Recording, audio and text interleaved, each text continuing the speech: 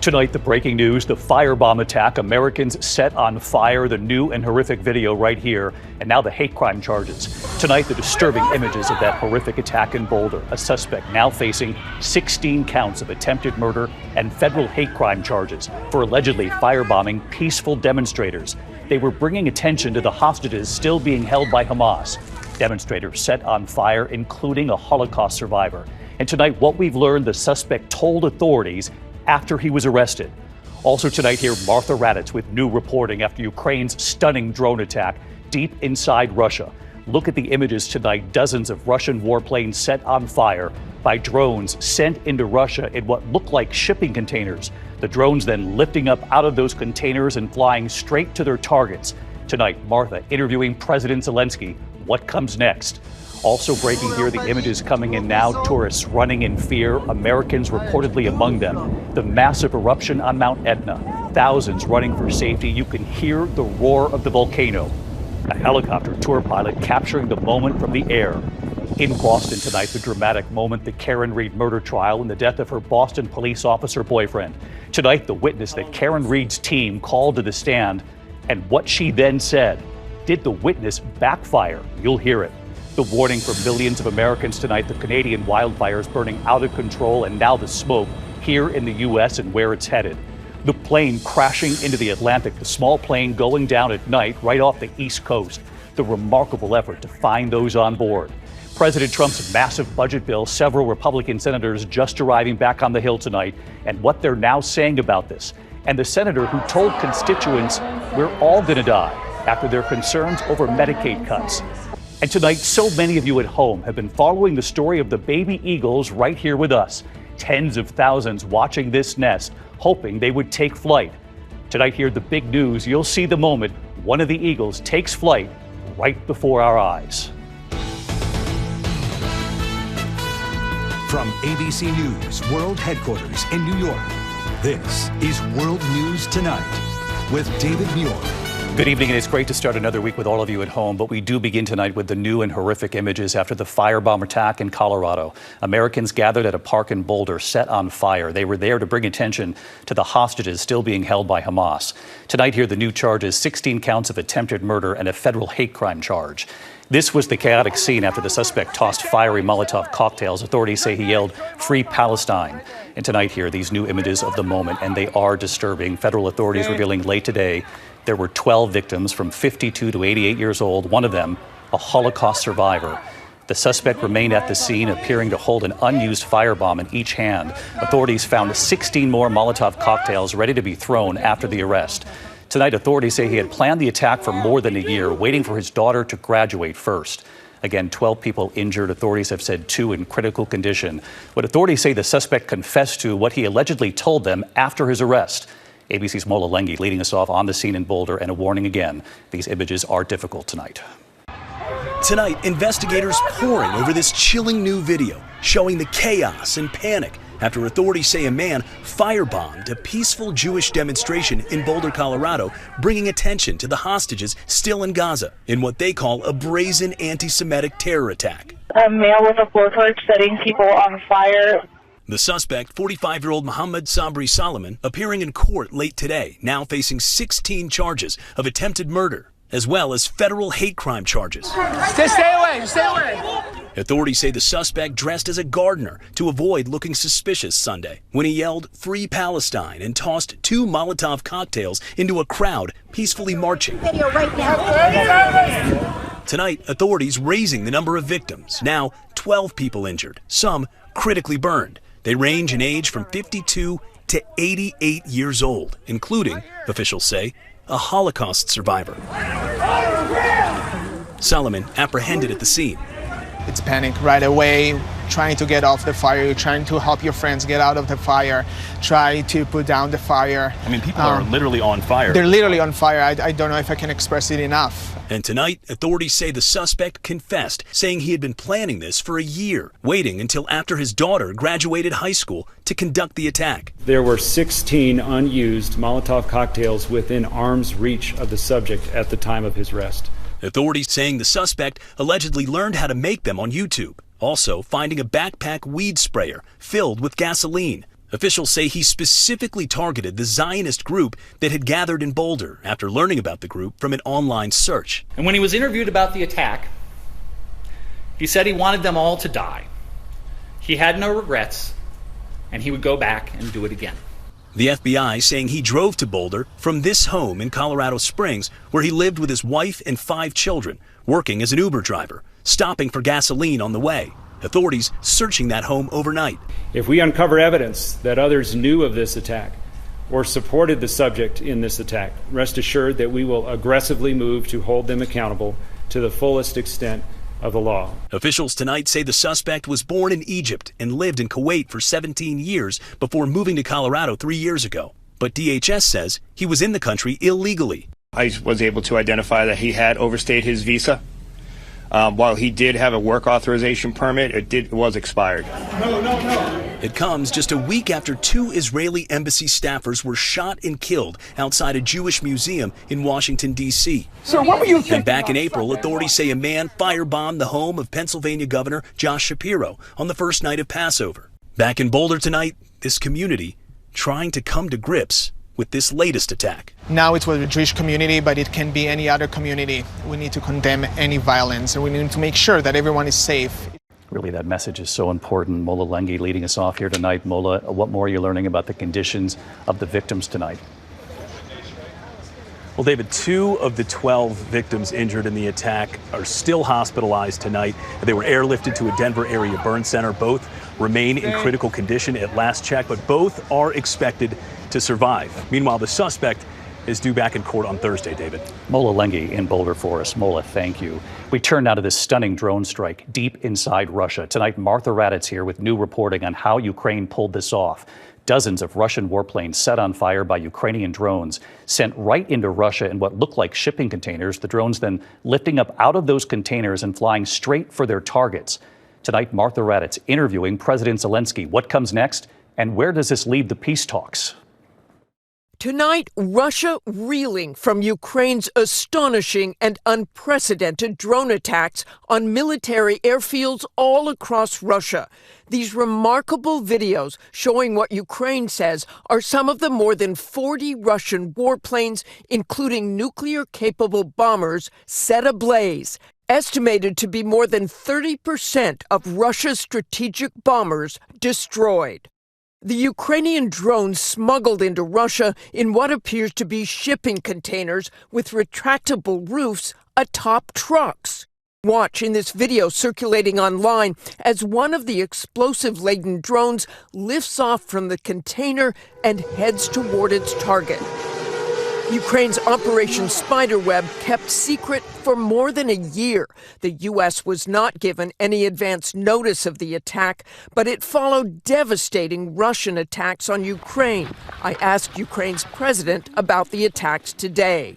Do those attacks, those drone attacks on Russian aircraft, change the dynamic of the war? Martha, the Russians are trying to conduct offensive operations on a number of directions, and unless they will stop, we will continue the operation.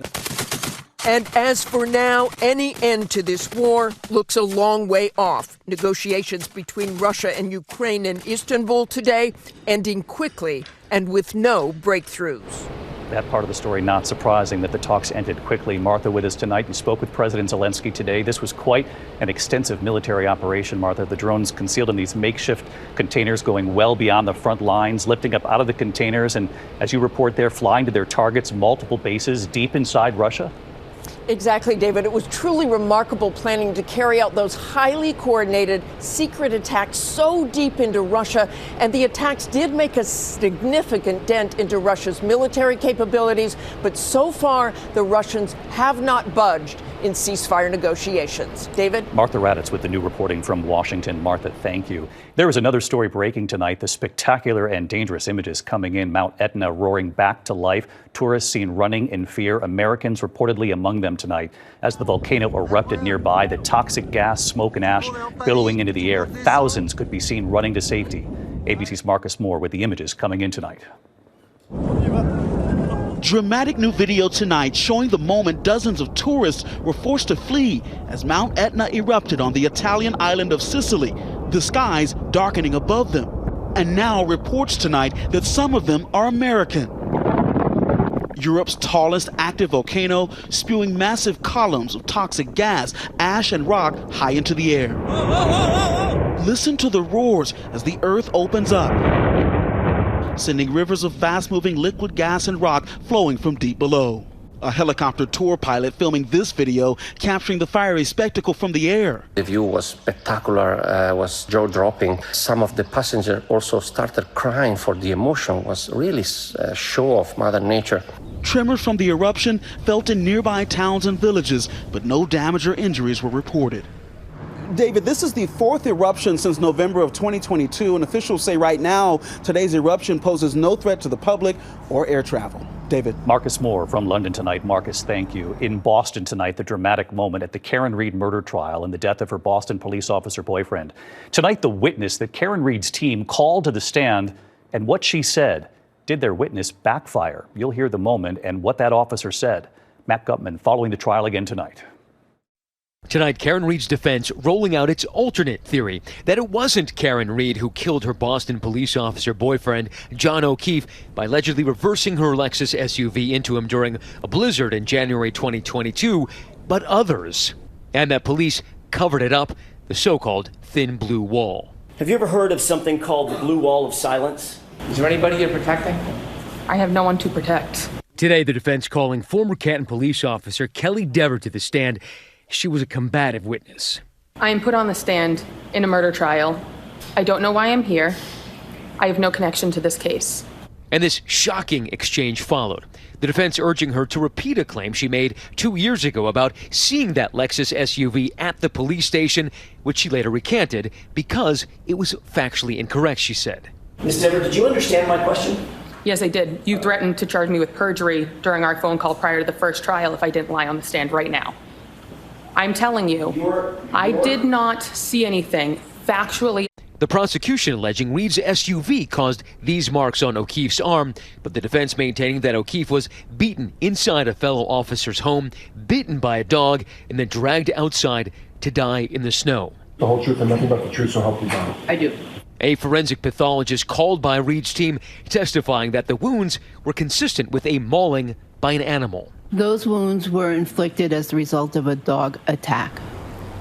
And David, we're already in the 7th week of this trial, and we're told the defense's case, and they have over 90 names on their witness list, could easily stretch into next week. David. Matt Gutman following this case, our chief national correspondent. Matt, thank you.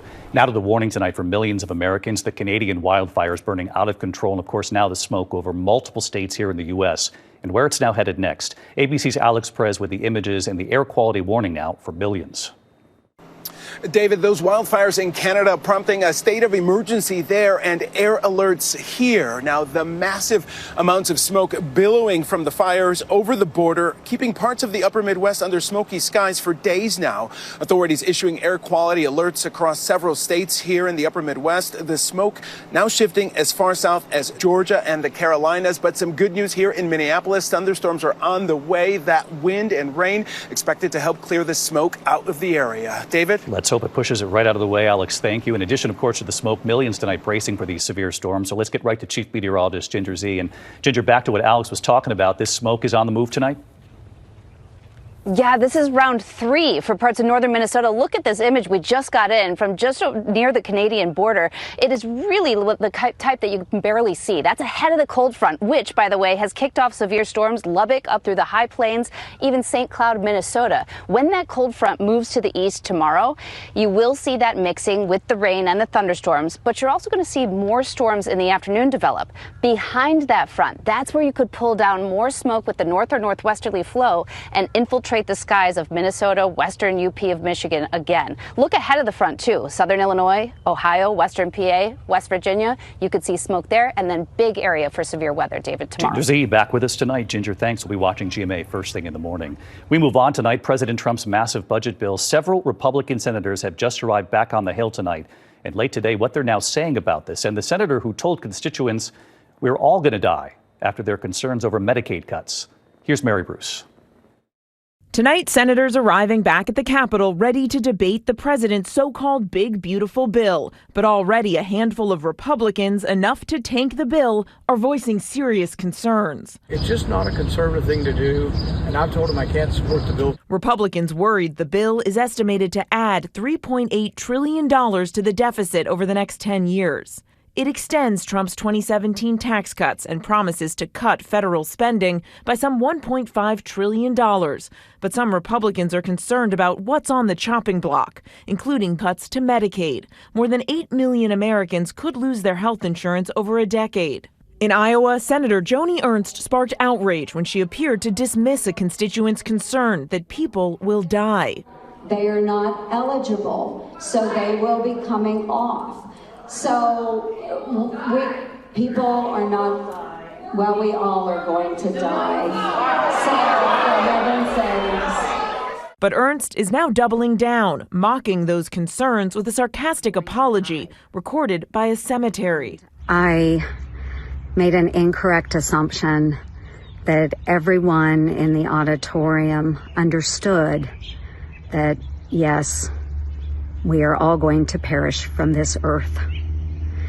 So I apologize. And I'm really, really glad that I did not have to bring up the subject of the tooth fairy as well. And tonight, the White House is threatening Republicans who oppose this bill will pay a political price. David. Mary Bruce at the White House tonight. Mary, thank you. When we come back on this busy Monday night, the deadly home explosion, the blast captured on a neighbor's surveillance, and you'll see it. And now we've learned about the victim tonight. Also, those baby eagles that thousands have been watching that nest live. And you're going to see the moment right here tonight taking flight, and it's spectacular. And look at this tonight, the remarkable rescue effort right off the East Coast, the plane crashing into the Atlantic at night, the urgent effort to get to the people on board in a moment here. Tonight here, newly released images of that urgent rescue off Florida's East Coast, a small plane going down to the Atlantic last night, up to 4 miles from shore, right near Vero Beach. A sheriff's helicopter with night vision spotting the pilot and passengers treading water. The chopper guiding rescue boats to their location in the ocean, all three pulled from the water, treated for minor injuries. The sheriff now saying the rescue was like looking for a needle in a haystack. Just incredible. We've now learned tonight a Navy veteran has died inside that house explosion just outside Kansas City, Missouri. A next-door neighbor's home surveillance showing the blast. Family members now saying that victim was a veteran who lived with his 2 dogs and loved them. The cause of the explosion is under investigation. When we come back here tonight, the actor from a well-known show shot and killed outside his home, and what we've now learned about this. And at long last tonight, you'll see the moment, those baby eagles, the first baby eagle taking flight. To the Index tonight, an actor known for his roles in King of the Hill and Parks and Recreation was shot and killed outside his home in San Antonio, Texas. Police say Jonathan Joss was shot multiple times on his property near the road. He died at the scene. The suspect, a neighbor, has now been arrested tonight. Authorities investigating the motive. When we come back here, so many of you tracking those baby eagles right here with us. The first one taking flight in a moment here.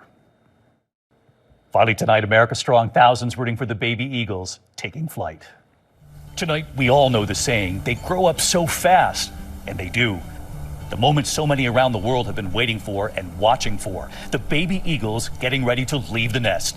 We first reported on this family of bald eagles in Southern California's San Bernardino Mountains back in March, capturing the world's attention. So many watching this nest cam online for 3 months now.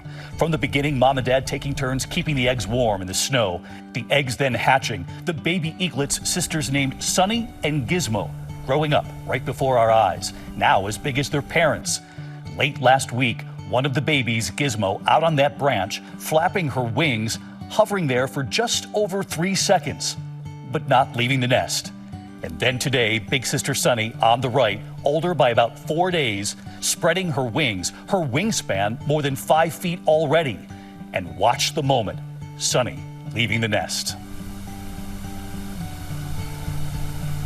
The nonprofit Friends of Big Bear Valley documenting the eagles and sharing them online. Classrooms watching and cheering them on, including Mrs. Arnerich's 3rd grade class in Arcadia, California.